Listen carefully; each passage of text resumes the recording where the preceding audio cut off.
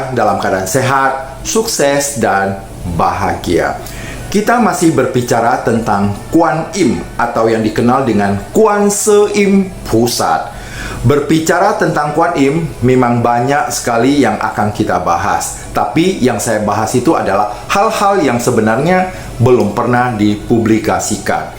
Dan ini adalah episode yang ke-7 yang akan kita bahas adalah antara histori dan filosofi. Secara histori, Kuan Se Im Pusat atau riwayat Kuan Se Im Pusat ini dinamakan dengan Putri Miaosan, di mana pada saat itu ditulis oleh seorang biksu di Pulau Puto atau Putosan pada tahun 1102. Dan ceritanya adalah dari seorang raja atau di daerah Pocie, ada seorang kaisar yang bergelar Miao Chuang mempunyai 3 orang putri. Putri pertama namanya Miao Su, putri kedua namanya Miao Yin, dan putri ketiganya adalah Miao San. Putri pertamanya itu berkeluarga, menikah, memilih adalah orang dari sipil. Yang kedua adalah memilih seorang jenderal atau militer. Sedangkan Miao San tidak mau berkeluarga, dan inilah yang menjadi permasalahannya. Akhirnya Miao San meninggalkan istana dan pergi untuk menjadi biarawati atau menjadi bikuni atau biksuni. Nah, melihat anaknya ini tidak mau berkeluarga dan menjadi biksuni, itulah Raja Miao Chuang ini mempersulit putrinya. Sampai juga suatu saat wihara tempat tinggal Miao San ini itu dibakar oleh Miao Chuang. Singkat ceritanya, akhirnya Miao Chuang itu menyadari karena Miao Chuang ini mengidap satu penyakit aneh, yaitu bisul yang sangat busuk. Ya, ketika pecah itu sangat busuk. Ternyata bisul itu bisa sembuh kalau diobati dengan kedua mata dan tangan dari putrinya, yaitu Putri Miao San. Dan itu diobati, akhirnya Miao Chuang sembuh dan beliau baru sadar dan mulai mempelajari agama Buddha. Pada saat ini saya tidak berbicara tentang riwayat dari Miao San, tapi pada prinsipnya bahwa riwayat ini diangkat, itu ditulis sehingga menjadi legenda, seolah-olah bahwa Kuan Im itu pernah hidup. Karena di dalam kehidupannya itu ada 3 mengenai peringatan terhadap Kuan Im, di mana itu pada bulan 2 tanggal 19, bulan 6 tanggal 19, dan bulan 9 tanggal 19. Ini ketiga ini merupakan hari Kuan Im, di mana hari Kuan kelahiran, mencapai pencerahan, dan Kuan Im naik ke langit. Dan ini sudah diketahui oleh umat, baik umat Buddha maupun umat Buddha tradisi. Cerita mengenai Putri Miao San ini sebagai Kuan Se Im Pusat, apakah itu salah? Itu tidak salah.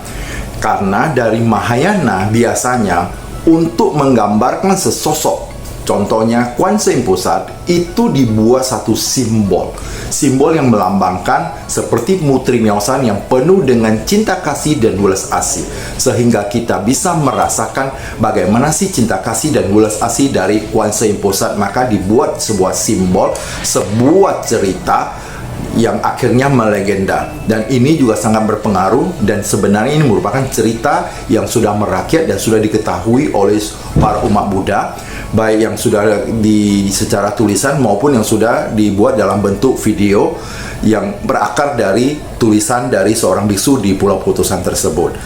Dan inilah adalah satu gambaran bagaimana cinta kasih dan welas asih dari Kuan Se Im Pusat tersebut. Itu mengenai riwayat. Sekarang saya akan menjelaskan mengenai filosofi dari Kuan Se Im Pusat. Apakah Kuan Se Im Pusat ini sebenarnya pernah dilahirkan sebagai manusia? Yang tadi mengenai riwayatnya kita sudah tahu bahwa itu ditulis oleh seorang biksu di Pulau Puto, dan ini menjadi legenda, menjadi cerita rakyat yang sangat populer. Dan sekarang yang saya tanya adalah, apakah Kuan Se Im Pusat ini pernah dilahirkan sebagai manusia? Ini adalah pandangan secara filosofinya. Kuan Se Im Pusat atau biasa juga dikenal dengan Avalokitesvara itu termasuk Dhyani Bodhisattva. Apakah Dhyani Bodhisattva itu? Adalah bodhisattva yang tidak dilahirkan. Loh, kalau tidak pernah dilahirkan, apa legenda dari Putri Miao San itu? Itu hanya suatu simbol perwujudan. Begitulah kira-kira kasih sayang cinta kasih, dan hulas asih dari Kuan Se Im Posat yang diwujudkan dalam cerita legenda Putri Miao San tersebut. Tapi Kuan Se Im Posat sebenarnya adalah juga merupakan perwujudan dari kasih sayang, ulas asih dari seorang Sama Sambuddha, yaitu Buddha Gautama. Dan biasa yang tadi saya sampaikan, dalam Mahayana itu selalu mensimbolkan segala sesuatu. Misalnya Buddha Gautama, kasih sayang, cinta kasih, dan ulas asihnya itu diwujudkan dalam Kuan Se Im Posat. Makanya Kuan Se Im Posat dikatakan Dhyani Bodhisattva yang tidak pernah dilahirkan. Terus di dalam dikatakan bahwa Kuan Se Im Posat itu juga merupakan Sambhogakaya dari seorang Sama Sambuddha. Sambhogakaya itu adalah tubuh cahaya dalam bentuk cinta kasih dan ulas asih. Dikatakan bahwa Buddha Gautama mengajar para bodhisattva, mahasatwa, atau makhluk agung lainnya dengan menggunakan tubuh Sambhogakaya atau tubuh cahaya untuk mengajarkan kepada mereka atau makhluk agung. Dan dikatakan juga bahwa tubuh cahaya itu hanya bisa dilihat oleh para bodhisattva. Ya, tidak bisa dilihat oleh mata biasa seperti kita manusia. Itu luar biasanya dari seorang Buddha. Makanya di dalam satu pengajaran seorang Sama Sambuddha ini, itu ada namanya Amitabha, merupakan Dharmakaya atau tubuh Dharma dari seorang Sama Sambuddha. Dan Kuan Se Im Posat atau Avalokitesvara ini merupakan tubuh cahaya dari seorang Sama Sambuddha.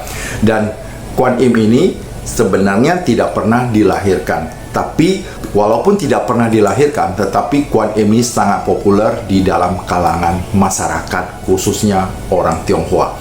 Baik di Tiongkok, Jepang, bahkan Thailand sendiri yang boleh katakan mayoritasnya adalah aliran dari Theravada, tapi di sana juga ada pemuja Kuan Im. Saya sudah pernah ke Thailand dan saya juga melihat bahwa salah satu wihara Theravada di sana juga ada rupang Kuan Im-nya. Berarti Kuan Im ini betul-betul diakui secara mendunia. Ini yang saya jelaskan bahwa Kuan Se Im Posat pahami dengan benar supaya kita tidak salah memahaminya. Kalau kita salah memahaminya, nanti kita akan kecewa. Sebenarnya Kuan Se Im Posat harus dipahami dengan baik. Kita sebagai pemuja Kuan Se Im Posat, bukan kita berdoa dengan Kuan Se Im Posat nanti Kuan Im akan menolong kita. Bukan seperti itu. Tetapi ketika pikiran kita positif, kita membacakan mantra maupun sutra, menghasilkan pikiran-pikiran yang positif. Dengan pikiran positif itu kita membaca mantra dan sutra itu, karma baik kita itu akan cepat terkondisi dan berbuah. Itulah yang dikatakan mendapat bantuan dari Kuan Se Im Posat.